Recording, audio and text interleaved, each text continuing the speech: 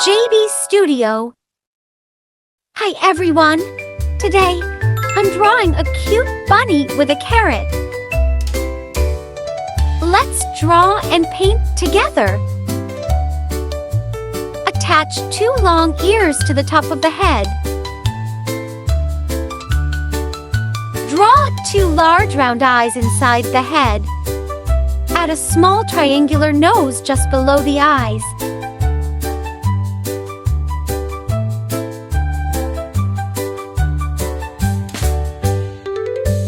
Draw 2 small arms slightly raised. Add the bunny's back paws at the bottom of the body, which should be rounded. In the bunny's hands, draw a long oval-shaped carrot.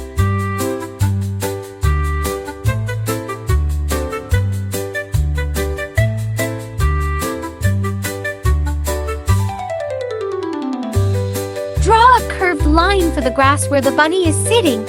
Add some random tufts of grass along the ground. Add a few simple flowers on the ground near the bunny.